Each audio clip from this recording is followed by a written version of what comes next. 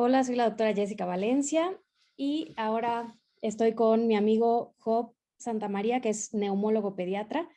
Siempre me hacen muchas preguntas acerca de COVID en niños que no siempre puedo responder porque no es mi área de experiencia, pero Job amablemente nos está haciendo el favor de contestar algunas de estas preguntas. Hice más o menos un concentrado de todas las dudas que me llegaron y se las voy a ir preguntando a Job poco a poco. Job, si quieres, puedes presentar. Hola, ¿qué tal? Sí, soy neumólogo pediatra, tengo una alta especialidad en algo que se llama trastornos del sueño o enfermedades del sueño o del dormir.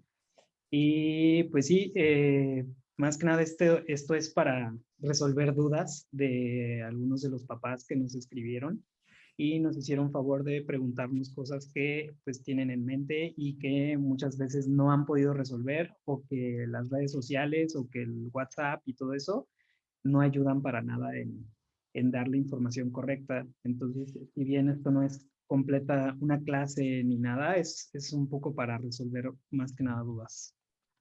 De acuerdo.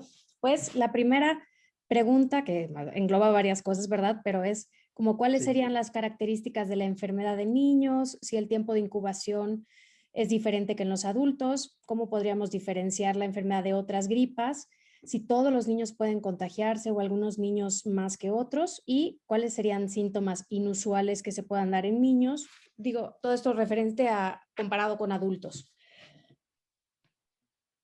Ok, bueno, mira, voy a intentar responder de acuerdo a la información que hay hasta ahorita Ujú. y cuando más o menos o cuando sea más mi opinión que otra cosa, también voy a comentarlo, ¿no?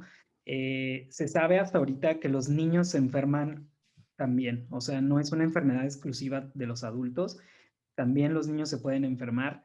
¿Y qué niños se enferman más? Los niños que están con deficiencias de inmunidad, con problemas en sus defensas. Muchas veces los papás pensamos que cuando un niño se enferma muy seguido en el año, por ejemplo, tiene las defensas bajas, y eso no es necesariamente cierto. Lo que pasa con los niños que se enferman más y tienen enfermedades graves es que estos tienen deficiencias en su sistema inmunológico bastante graves o bastante marcadas. Entonces, ¿cuáles son estos niños? Por ejemplo, los niños que tienen lupus y están bajo tratamiento o enfermedades reumatológicas completamente que utilicen esteroides o alguna otra sustancia que baje su sistema inmunológico, o enfermos de cáncer que están bajo tratamiento y que la quimioterapia no discrimina entre células buenas y malas y muchas veces les reduce las defensas. Esos son pacientes que verdaderamente tienen defensas bajas. Los demás serán niños relativamente sanos que se enferman más seguido de lo habitual. A veces nos preguntan cuánto es suficiente o cuánto es lo que un niño se debe enfermar. 6 infecciones virales al año se considera un patrón normal de enfermedades, es decir, la primera mitad del año o la mitad del año estarán enfermos. Entonces, hay que primero decir, sí, todos los niños se pueden enfermar, claro. Hay niños a los que les pudiera dar más grave y son estos que tienen las defensas un poquito más bajas o estados de desnutrición. Estados de desnutrición clínicos, para eso tenemos que llevar control de peso y talla de nuestros niños y ya nuestro doctor nos dirá, sabe que su bebé o su niño está en cierta etapa de desnutrición para saber si él está en una desnutrición grave. Porque a veces los vemos flaquitos o los vemos muy Claro, no. gorditos, pero no Ni porque se sabemos enferma bien mucho, ni porque está muy flaquito, solo exactamente. diagnósticos específicos. Solo diagnósticos específicos para empezar a panicarnos. Si no, nada más hay que considerar que sí, nuestro bebé o nuestro niño sí se puede enfermar, sí Okay. se puede enfermar de COVID. Lo otro es que hay bastantes estudios y hay una conjugación de estudios que se hizo que se llama revisión, donde se comparó los niños que estaban yendo a las escuelas con los adultos que trabajan. Entonces, en esto se encontró que los niños sí se enferman menos, sí les da la enfermedad menos grave, pero de todas formas, este menos no significa que no les da. Transmiten menos, se enferman menos y les da menos grave. Eso es lo que se encontró como resultado de esa reunión de información. Entonces, eso es bueno para nuestros pacientes y bueno, finalmente la enfermedad ya está muy bien definida en cuanto a los adultos y en niños comenta que es exactamente lo mismo en cuanto al periodo de incubación. Son más o menos 5 a 6 días en promedio del periodo de incubación, y es por esto que no debemos realizar las pruebas dentro de los primeros días Apenas de tuvimos el exposición. contacto. Exactamente, el contacto cercano, que pues también hay que definirlo. El contacto cercano es una exposición de 15 minutos a menos de 2 metros o 6 pies, que es lo que viene en la definición americana, pero son más o menos 1.8 a 2 metros, y que sea por más de 15 minutos o 15 minutos acumulados durante el día. Ese es un contacto cercano. Entonces, si el niño tuvo un contacto cercano con una persona conocida con COVID o que haya resultado positiva a COVID, pues ya tuvo contacto cercano. Okay. Y puede estar en riesgo de infectarse como tal. Y de ahí pues ya contamos, en promedio 5 o 6 días, al menos en los adultos son de 2 a 14, ¿no? O sea, puede ser, el promedio es 5 o 6, pero puede ser menos o más. Sí, claro, sí, igual. Ok, igualito entonces. ¿Y cómo puedo diferenciar una gripa por Okay. coronavirus de otras gripas en los niños? Será muy difícil, por eso es especialmente importante en los niños que acudan a un médico que pueda diferenciar que sea de una enfermedad de otra. Aún así, yendo con la persona más experta o el médico más experto, es difícil. Entonces, lo que nosotros debemos confiar es en la información veraz que nos dé el familiar. Entonces, si existe la posibilidad del riesgo, entonces la posibilidad de que esté enfermo o infectado de COVID es más alta.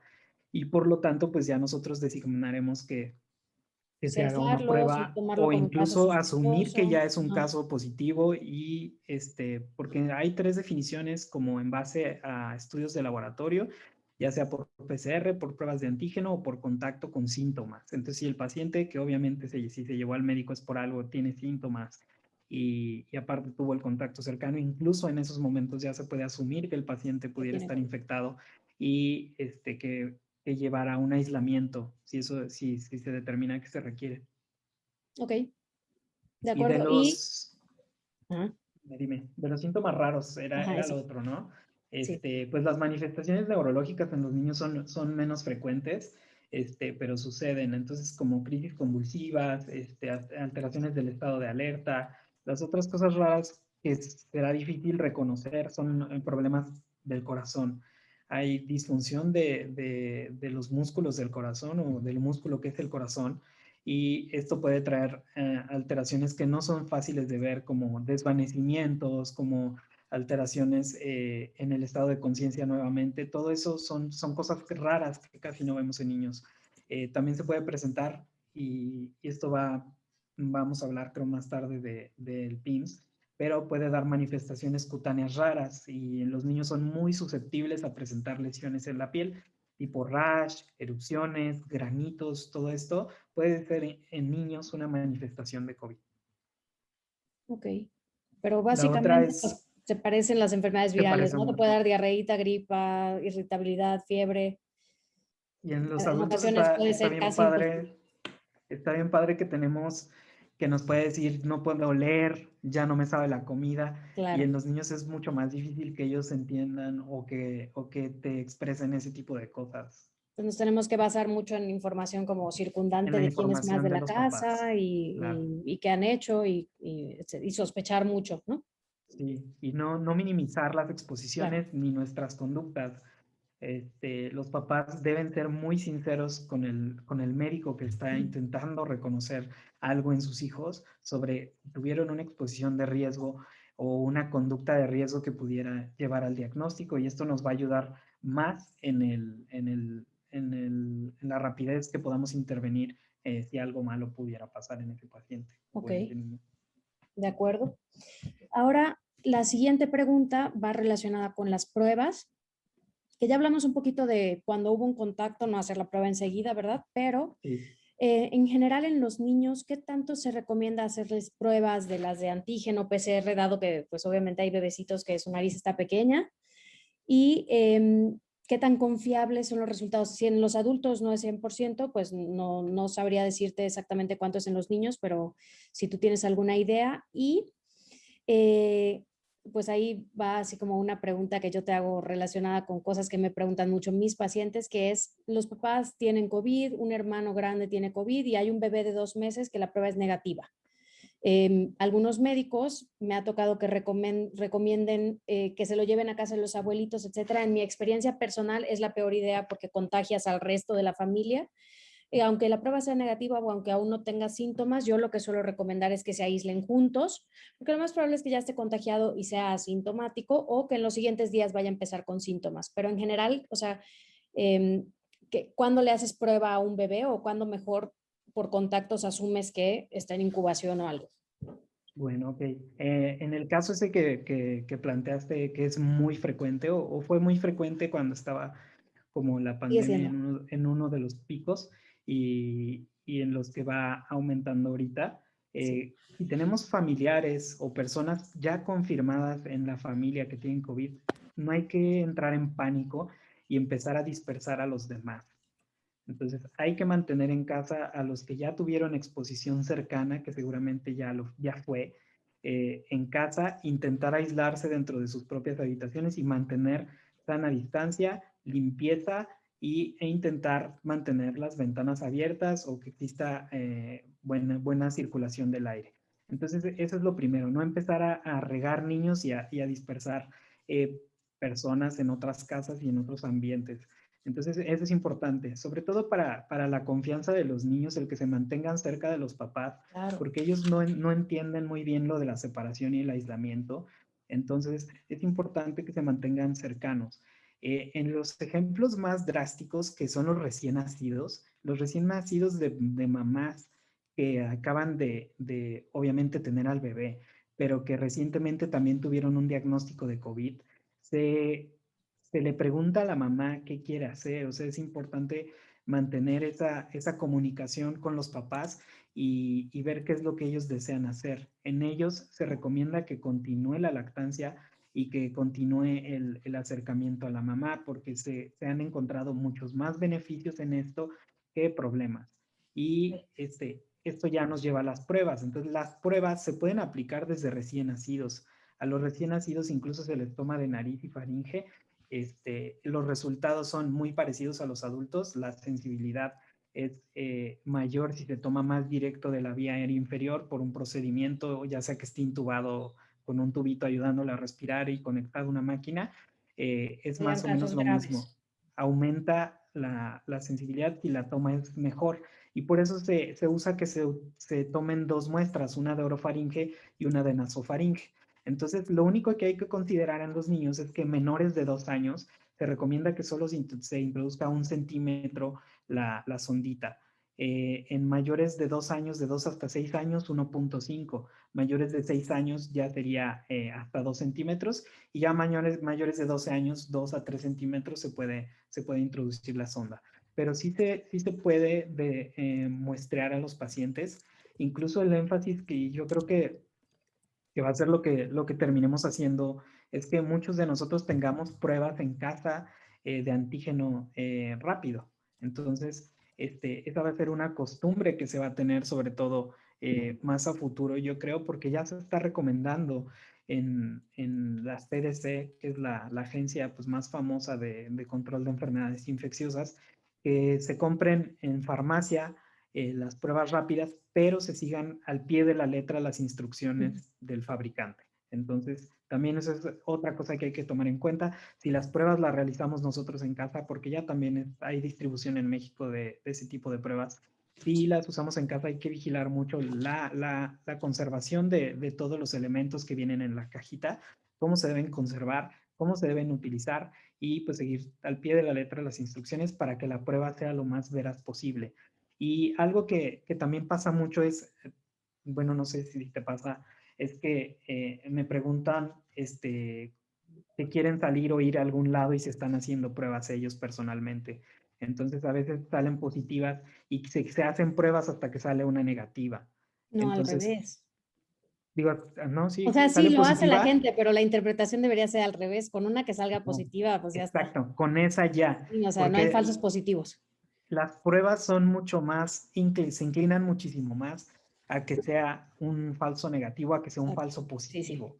Entonces, no hacer Eso no me ha pasado. series de pruebas. Entonces, hay que confiar en la prueba si sale positiva y comenzar el aislamiento y no tanto el aislamiento, sino la vigilancia de los síntomas.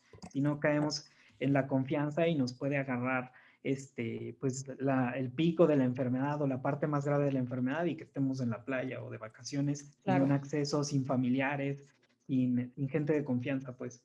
ok. Muy pediátrica tu taza. No, no debe ser. Y luego, la siguiente pregunta sería, un niño que tiene coronavirus, ¿qué datos Ujú. de alarma tendría yo que vigilar para pensar como algo no está yendo bien? ¿Cuándo recomendarías tú consultar con el neumólogo pediatra, como ya no solo con el pediatra?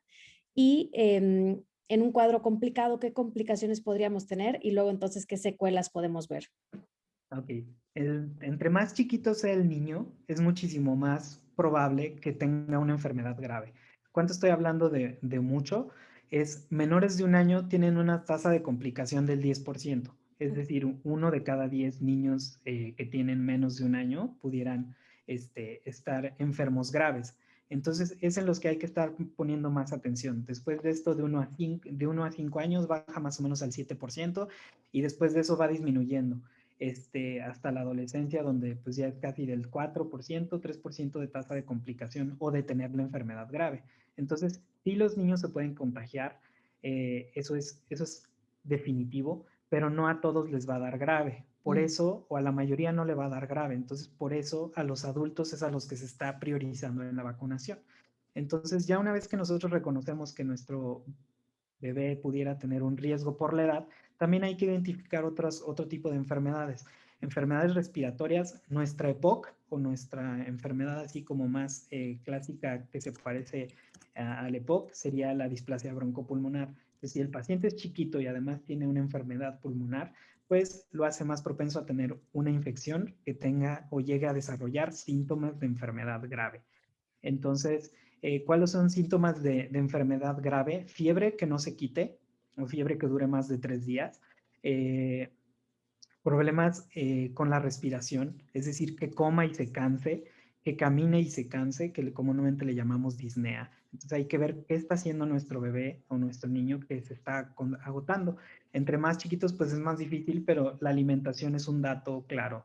Si antes no se detenía para comer y ahora tiene que hacer una pausa o toma coloración azul de los labios, esos son datos de alarma de que algo está pasando. La dificultad respiratoria se manifiesta en el uso de los músculos, cuando se nos hunde aquí, cuando utilizamos se notan los músculos del cuello, estos largos que tenemos aquí, cuando los utilizamos para respirar, ya significa que ese niño está echando la mano de otras cosas para poder o ayudarse a respirar.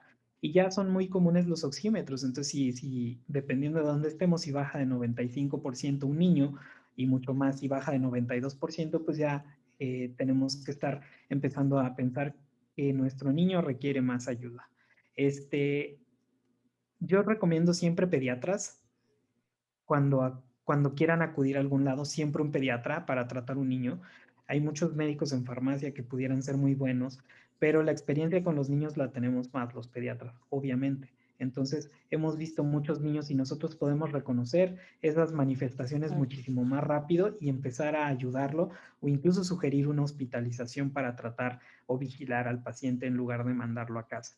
Nosotros en esta pandemia se marcó mucho el que los adultos se fueran a casa con oxígeno y nosotros es algo que no concebimos prácticamente. Entonces, en También las nuestra formación, videollamadas, supongo que es más difícil en los pediátricos porque necesitas ver sí, cosas y así. En los necesitamos adultos, pues, escuchar es y más ver adaptado. exacto. Entonces, el adulto es más propenso a manifestar lo Claro, que está sintiendo y más claramente podemos ayudarlo y los niños no. Entonces, lo que podemos hacer por las videollamadas es dar consejería. claro. Entonces, casi siempre damos consejos sobre signos de alarma, sobre cómo aislarse, sobre cuándo preocuparse. Y una vez que nos manifiestan alguna de estas cosas que acabamos de platicar, pues es enviarlo a algún lugar donde lo Claro. puedan ver y puedan asistirlo, porque los niños tienen algo que llamamos una reserva respiratoria, que es como esa gasolina que tienen para respirar que se Bueno, acaba más rápido que la de los adultos. Entonces, por eso, estas son las cosas que yo creo que son más francas que debamos de reconocer. Obviamente, el estado de alerta ya si ven muy diferente al niño o incluso tiene crisis convulsivas, pues ya son cosas un poquito más claras. También si tienen rash, es un poquito más grave. Y hablando de pacientes que están en recuperación, si ya estás en recuperación y tienes manifestaciones donde la fiebre te está durando mucho, donde el niño le salió un rash o tiene ronchitas y aparte tiene la boca muy roja y se le están descamando las manitas, pues ya es incluso pensar en otra enfermedad asociada a COVID. Entonces, esos serían los que más nos preocuparían porque esa manifestación que se llama PIMS o síndrome de inflamatorio pediátrico multisistémico, esa es la manifestación que yo he visto más grave de la expresión de toda la constelación del COVID. Aunque es tardía, pero es la que yo he visto como grave. ok. Y en cuanto a secuelas, ¿qué tanto hacen secuelas los niños? Yo no he visto, en adultos son, por lo mismo que se expresan más, es muchísimo Claro. más claro, sobre todo los dolores, las manifestaciones residuales de disnea, pero hay que estarlas buscando. Hay que estar viendo que nuestro niño respire bien después de que haya tenido COVID. Y pues también, afortunadamente, sí mencionar que hasta el 50% de los niños pudiera cursar una enfermedad de COVID asintomática, que es lo que mencionaba, que aunque esté en casa, si ya tuvo la exposición, puede ese niño ya estar infectado y solamente no manifestar enfermedad, pero debemos pensar que si ya estuvimos en contacto pues toda la semana o todos los días, mientras nosotros ya tuvimos COVID o ya empezamos a manifestar cosas de COVID, seguramente ya lo contagiamos y esperemos que caiga en ese 50%, hasta 50% de posibilidades de que no desarrolle síntomas o que desarrolle síntomas leves. Claro. Ok. Y siguiente pregunta es con respecto a las nuevas variantes del coronavirus, que en algún momento circuló mucho así como en redes, diría yo, Sí. que las nuevas cepas mandan a los niños al hospital. O sea, ¿qué tanto es verdad en el porcentaje de complicaciones que las nuevas cepas afectan más a los niños? Y en general, ¿cuánto sabemos que sea la mortalidad de los niños hasta el momento? Ok, la mortalidad sigue siendo baja. Yo he visto lo más alto es 0.22% de Okay. mortalidad, es bastante baja, consideraría yo. Y en cuanto a las variantes del COVID, pues su árbol genealógico se ha vuelto cada vez más grande y yo creo que va a seguir creciendo. Y afortunadamente, hablando ya un poquito de vacunas, las vacunas van a tener una protección cruzada para muchos de estas variantes. Entonces, eso es lo que se ha visto afortunadamente, que sí tienen cierto grado de protección para esas Sí, claro. variantes. Y aquí ya en México están comprobadas varias, la hindú, alfa, beta, gamma, Sí, delta, me prácticamente parece, todas están aquí. prácticamente todos. La única que no he escuchado es la iota y epsilon, creo. Ujú. Entonces, Y muy probablemente no lo sepamos únicamente. exacto, todavía no la hemos encontrado en este Exacto. paciente, pero seguramente ya anda por ahí. Entonces, yo creo que no preocuparnos tanto por las variantes en cuanto a nosotros, sino hasta que se nos advierta algo por parte del INDRE o por parte de Claro. No, autoridades no hacer caso mexicanas, a las, no al hacer amarillismo caso y las redes sociales. exacto, a las noticias, porque probablemente ya anden por aquí, pero no las hayamos visto igual y de todas formas hay que cuidarnos, no importa la variante que sea, en el diagnóstico te aparece positivo o negativo, Exacto. no cuál es la afiliación del virus que nosotros tenemos. Entonces, cuidarnos de la misma forma como si fuera el peor de los virus Exacto. y tener medidas precautorias para evitarlo. Ok, de acuerdo. Y en cuanto a tratamiento, o sea, digo, sé que no hay tratamiento para el coronavirus en sí, supongo que en niños tampoco, Uh -huh. pero pues la pregunta era directamente así como de hay algo que se les pueda dar de tratamiento. Y la segunda pregunta que te hago yo es, ¿hay algo que no se les deba de dar de tratamiento para que las mamás estén pendientes de que no se les recete eso? Yo creo que no se le debe dar nada que no haya sido prescrito por un médico, pero como Pero dices, aún prescrito por médicos. aún prescrito por un médico, podríamos pensar que si no se le ha tomado un laboratorio de sangre o si no se le ha pedido alguna prueba especial, no considerar los anticoagulantes. Ah, como claro. una medida, porque he visto que quieren anticoagular a los niños cuando a veces ni siquiera se les ha hecho la prueba en sangre de algo que sugiera que se debe utilizar o que tenga manifestaciones, solamente se les da como preventivo. Entonces, ese tipo de cosas, yo nunca recomiendo menores de 3 años. En general no recomiendo antitusivos. No, los medicamentos para la tos en los niños solo causan que se les acumulen las flemas y que eso sea un caldo de cultivo, un medio para que más bichos crezcan y tengan sobreinfecciones.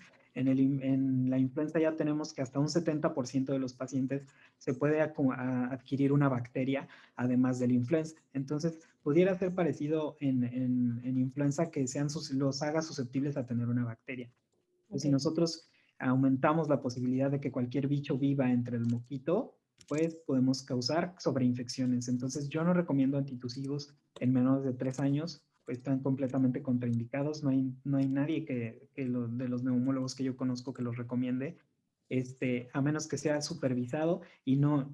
Ambroxol sí, táchenlo completamente de su No lista, es sirve. el peor para nosotros y aparte no es un antitusivo, es un medicamento que sirve para otra cosa que se debe utilizar para otra cosa, pero en los niños, sobre todo en menores de 3 años, te lo juro que les causa que se estén ahogando en sus flemas y que la tos se haga crónica. Entonces, medicamentos para la tos tampoco dar.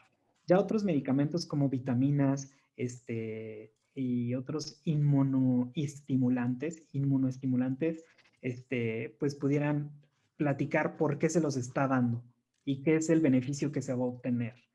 Entonces, esos, nebulizar, solo nebulizar medicamentos que sean nebulizables y medicamentos de farmacia. Nunca test, nunca vaporizaciones, nunca sustancias Vaporru. como Vaporub y esas cosas que pueden causar más problemas y neumonías lipoídicas. Entonces, nada de eso, nada de subir molleras, nada de utilizar aceites que son peligrosísimos para el aparato respiratorio. Entonces, ninguna de esas cosas yo recomendaría utilizar. ¿Y qué sí podemos utilizar? De primera entrada, establecer que si el niño tiene fiebre, hay que resolverlo. No porque vaya a convulsionar, porque lo más probable es que no, pero para quitarle el disconfort de la temperatura elevada. Vigilar esa fiebre y darle ese medicamento para eso. Es lo único que yo recomendaría como medicamento. Eh, Medicamento, la citromicina, no, igual que en los adultos, la antibióticos, etcétera. citromicina, no antibióticos. Eflasacort, prednisona, dexametasona, Alin, lo que siempre aclaro yo en los adultos, aplica igual para los niños. Y aplica igual. Siempre hay que establecer si el niño lo necesita y preguntar por qué. Por ejemplo, Claro. cuando me piden mucho un inmunoestimulante, un medicamento que vaya a Broncovaxón ayudarle con y las estas cosas. defensas, yo les digo, está el broncovaxón, tal, están estos tres, que no, prefiero no decir nombres, pero están estos tres. Y la mayoría de las veces les digo, es normal que un niño se enferme tantas veces, 6 veces al año, y les digo, lo que ha resultado de los estudios sobre estos medicamentos es que lo disminuye de 6 a 4. Entonces, si usted quiere gastar en eso, no le va a hacer mal, pero yo no le voy a decir que eso va a evitar que le dé Que COVID se enferme. o que le dé grave. Eso no. Si el COVID sigue siendo una ruleta rusa, Sí. entonces no sabemos a quién le va a dar grave. No hay forma de saberlo. Hay formas de Hay ver algunos quién está en mayor predictores, pero no riesgo. son garantía. Exacto. Pero no son garantía. He visto gente que tiene bastantes problemas de salud que le va bien Ujú. y otros que parece que son muy sanos, deportistas, etc., Y les etc., va mal. que les va pésimo, que llegan a fallecer. Entonces, en cuanto a los inmunomoduladores y vitaminas, claro que está comprobado que una alimentación sana y un aporte de vitaminas y minerales mejora o disminuye el número de infecciones, pero estimularlo de una forma masiva, como dar, no sé, 2 gramos de vitamina C así a diestra y siniestra a un niño, no ha probado, no ha demostrado que disminuya ni el que se enfermen ni el que les dé grave. Entonces, esa es la lamentable opinión que tenemos sobre los medicamentos, que no hay nada, pero sí necesitan asesoría médica para saber que sí, que no y en Yo qué lo que les digo momento. igual es que durante, porque igual los adultos me preguntan por lo de las defensas y eso, durante el cuadro de COVID, yo prefiero que no tomen nada de esas cosas. Una respuesta inmunológica más fuerte te hace un cuadro más grave. Entonces, yo les digo lo que quieras Puede después de que ser. yo te dé de alta, no durante, porque no sabemos cuáles son los efectos durante. ¿No? Sí, o lo incluso tomaría igual interacciones para que los niños. serían rarísimas para las vitaminas, por ejemplo, Bueno, sí, claro, hablando de los pueden inmuno. existir. La otra es que sí hay medicamentos en estudio y esa es una ventaja. Ok, de acuerdo. Ahora, Entonces, como los de interleucinas. ajá, ok, ok. Pero claro, esos ya serían para casos graves. Para casos graves y interleucinas, remdesivir ya está aceptado también en niños, Bueno, esos ya es pacientes hospitalizados, pero básicamente. no es algo que yo le pueda decir, ¿sabe qué? Denle remdesivir Claro, ahorita, sí, sí, sí, entiendo el punto. todavía. Ok, ahora en cuanto a la vacunación, Ujú. ¿qué sabemos de las vacunas en niños actualmente? O sea, como qué avances hay en la investigación y algunos me preguntaban que por qué no se estudian en los niños. Y Ajá. qué pasa con una embarazada que se vacuna si su bebé nace con anticuerpos, etcétera. Ok, bueno, las vacunas en niños no hay mucha información porque los protocolos de investigación sobre los medicamentos defienden a los grupos vulnerables, incluso a los animales. Entonces, hay ciertas especificaciones para manejar un medicamento en animales y ciertos animales se pueden utilizar y hay protocolos completamente establecidos para que se cuiden muy bien los derechos de todos. Entonces, los niños son unos de esos grupos de protección donde nosotros no podemos probar cosas en niños hasta que esté bien probado en adultos. Si bien se han autorizado como de emergencia algunos protocolos para empezar a vacunar niños y en algunos países incluso están vacunando niños desde los 3 años, se han autorizado nada más en Estados Unidos para mayores de 12 años, entre 12 y 18. Igual en México se acaba de autorizar la vacuna de Pfizer BioNTech para la aplicación en niños de 12 a 18 años. Esto va, yo creo que va a ir, esto es una opinión personal, que va a ir aumentando o va a ir disminuyendo la edad en la que se puede aplicar. Entonces, yo creo que cuando se apruebe va a ser bastante seguro porque ya tendremos el antecedente de estos protocolos que están corriendo para asegurarnos que los efectos adversos sean los mínimos y que los efectos adversos no sean significativos para estos grupos de edad pediátrica, menores de 12 años. Ok, Pero ya hay países que aplican entre 3 y 12 y protocolos. ok. Y en cuanto a las embarazadas, Ok, las embarazadas, se ha encontrado afortunadamente que desde el principio que se aplicaron las vacunas, sí se administró a embarazadas y a mamás lactando. Entonces, se ha encontrado que empiezan a secretar esas defensas en la leche. Y se ha encontrado que los bebés nacen con defensas también. Entonces, eso ha sido favorable, sobre todo las que tienen MR mensajero. Esas son las vacunas que más he encontrado que los bebés nacen con defensas o que se secreta leche se secretan defensas a través de la leche. Entonces es muy afortunado para los niños que acaban de nacer que ya nazcan con un sistema inmunológico adaptado para la pandemia. Y también a los niños que están recibiendo lactancia materna, es muy favorable que pues ya estén recibiendo de alguna forma esa vacuna antes de que se autoricen ellos. ok, perfecto. Entonces, sí está recomendado ahorita que se vacunen las Ponen las embarazadas embarazadas, sí, y definitivo. personas lactantes. Entonces, eso sería como lo crucial. Sí se puede, háganlo. Ok.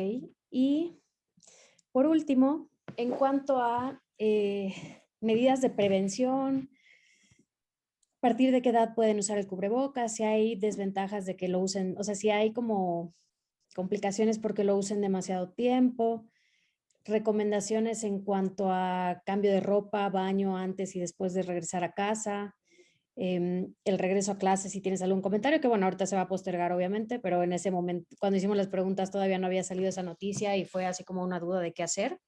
Si tú Ok. tienes algún comentario, que obviamente sabemos que eso no depende de nosotros, pero si tienes algún comentario o recomendación y si hay alguna otra cosa de preventiva que se te ocurra. Ok. Si se me olvida alguna, me Sí, yo comentas te y me digo. regreso. Ok. En cuanto al cubrebocas, el cubrebocas es uno de los elementos que se ha visto que protegen. ¿En quién lo debemos usar? mayores de 2 años es como la recomendación más general que yo he encontrado. Otros dicen que cuando el niño ya pueda solo quitárselo y ponérselo, ese es el momento, que sería más o menos entre 4 y 5 años. Pero yo en mi experiencia he visto que los niños lo utilizan muy bien y he visto que no se los quitan y que lo usan mejor hasta que los adultos y lo toleran muchísimo más tiempo. Entonces eso es muy favorable para el regreso a clases o cualquier otra actividad que queramos hacer con los niños.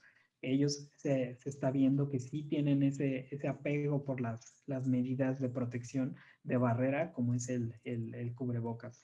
Entonces, ¿cuáles son las recomendaciones? Mayores de 2 años, yo supervisaría más a los pacientes entre 2 y 5 años, o sea, que supervisar, que los papás estén al pendiente de ellos colocarle, ver el ajuste, ver que no les apriete demasiado, pero que no les quede flojo, que no les queden espacios para que puedan entrar cosas, porque muchas veces cometemos el error de creer que está bien protegido porque trae algo en la cara, pero no nos fijamos en que no es su talla, o que tiene válvula, o que tiene pocas capas. Entonces hay que ver que nuestro cubrebocas se acomode a la cara, que le cubra nariz y boca, que no deje espacios libres y que sea cómodo. Entonces, también reconocer que los pacientes entre 2 y 5 años hay que estar vigilando que respiren bien, que se vean bien, pues. Entonces, esta es la recomendación en cuanto a los cubrebocas. Las lesiones o las cosas que pueden presentar son algunas veces asociadas a que lo traemos demasiado apretado, porque si lo traemos justo como debe ser, no debe causar lesiones, no debe causar marcas, a menos que seamos trabajadores, lo usamos un poquito diferente, también obsesivamente, pero, pero yo creo que no debe marcarlos ni crearles ninguna lesión. A otros A lo mejor reportan ronchitas cosas o de la cosas como a piel, los adultos. exacto, Ajá. este tipo de cosas, pero pues creo que el riesgo de tener COVID supera totalmente cualquier granito que pudiéramos tener por ahí en la cara. Entonces, no hay nada. Y siempre también les menciono a los papás, piensen en un cirujano que está operando un corazón o que está operando así algo difícil. Puede pasar hasta 16 horas sin tocarse la cara, estando parado ahí en una sala con mucha gente y no le pasa nada. O sea, hemos vivido, o los cirujanos sobre todo han vivido haciendo eso todos los días, todo el día.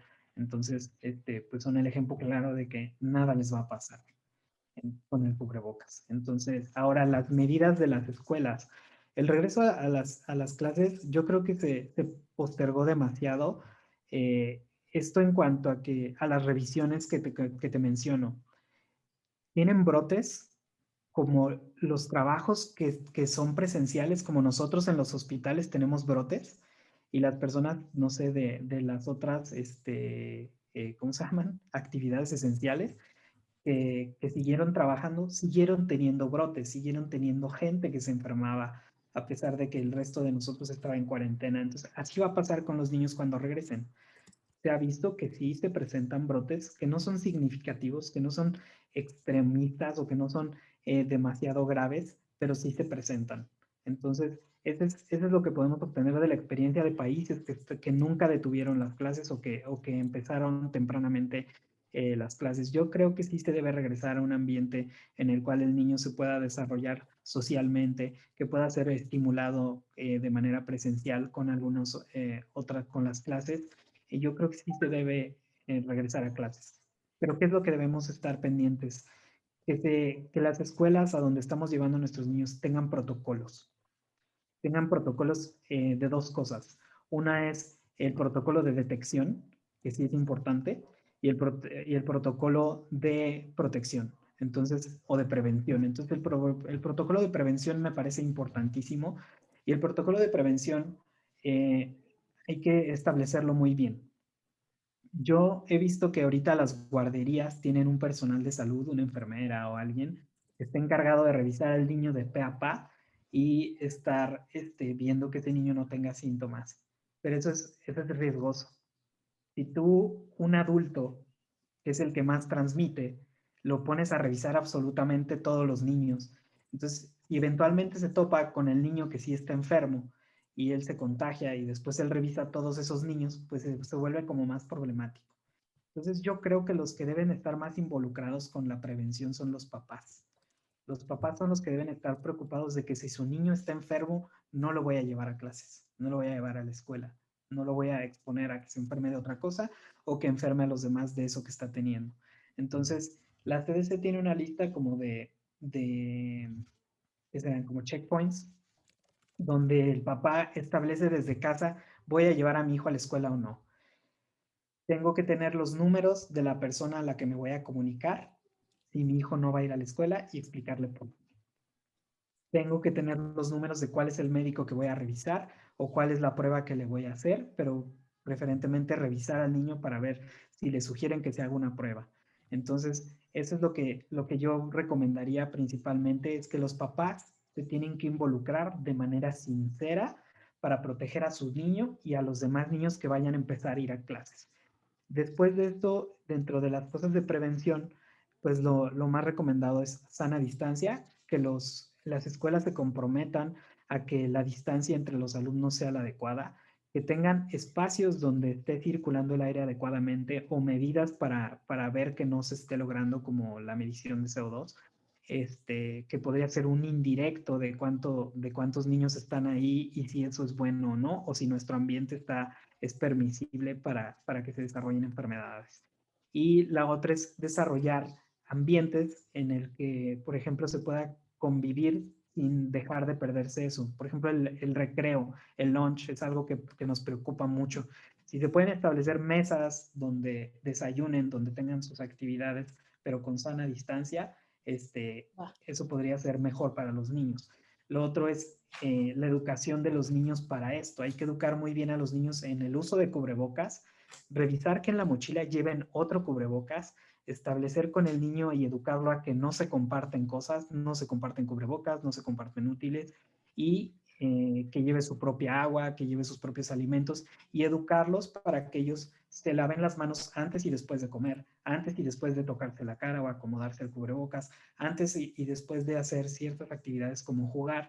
Entonces, eso es más importante y si te fijas, eso sigue siendo responsabilidad del padre, no de la escuela.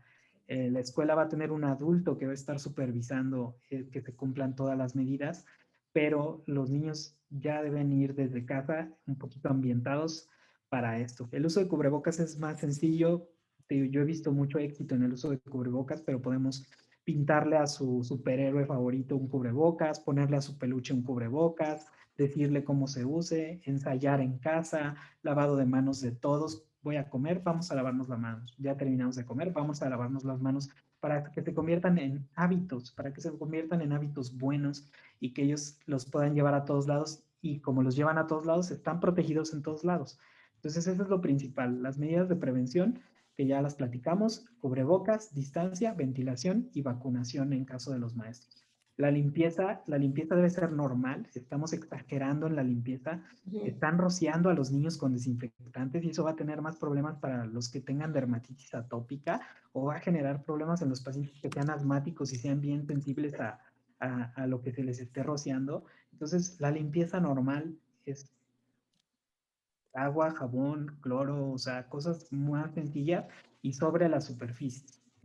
Y ya también está estudiadísimo que De la hecho. transmisión es aérea y que el contacto con superficie sí puede ser un factor de transmisión, pero es menor. Es Y la menor. detección, pues Y las escuchar encuestas y de los cosas padres, X. sí, claro.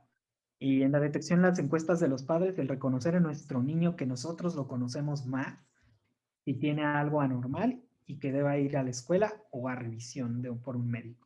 Y reconocer que los niños pudieran estar en cuarentena. Ahorita no se recomienda cuarentena a los que estén totalmente vacunados, es decir, que ya haya pasado 2 semanas después de su segunda dosis, tengan una exposición o un contacto cercano, pero no tengan síntomas. Incluso esas personas ya no se les está recomendando aislamiento, pero Ahora, nuestros niños no están vacunados por ahora. Entonces, todavía el aislamiento de los niños puede ser hasta 14 días. ¿de acuerdo? Bien. Y por último, nada más creo algo que no se mencionó, que preguntaron como muy específicamente. Sí. Hablando de PIMS, que ya lo mencionaste, ¿qué niños estarían en riesgo para tener PIMS? ¿Qué señales buscar? Que ya lo mencionaste, eso Ok. sí. Si hay algún tratamiento específico y cuántas semanas después de que empezó con el coronavirus podemos asumir, ok, no le dio PIMS. Ok. Yo consideraría que todos los pacientes que tienen COVID en edad pediátrica tienen riesgo de desarrollar ese problema secundario. Entonces, hay que cuidar los niños hasta principalmente 4 semanas, pero hasta 6 semanas después Sí. de que tuvo COVID o que estuvo en contacto con alguien con COVID y consideramos que lo tenía. Hay que estar muy al pendiente de fiebre. Si la fiebre dura más de 3 días y empieza con manifestaciones cutáneas, sobre todo son las que vamos a ver más claramente, porque las otras son criterios de ver un ecocardiograma, de ver laboratorios en sangre, pero principalmente diarrea, dolor abdominal, alteraciones en la piel o en el estado de conciencia y fiebre que dura más de 3 días.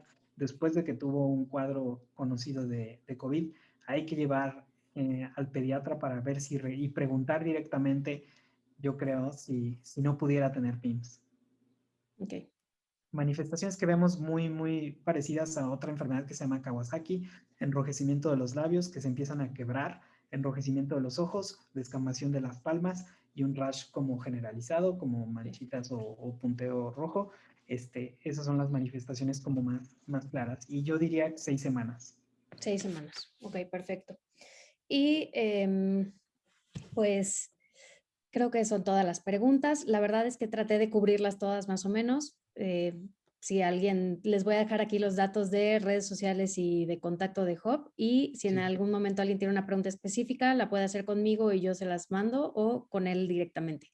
Sí, Y pues resuelvan esperemos sus que dudas les haya con gente servido. preparada, por favor. Muy Entonces, con importante tanto gente en niños como en que sea adultos. de confianza, pero resuelvan todas las dudas.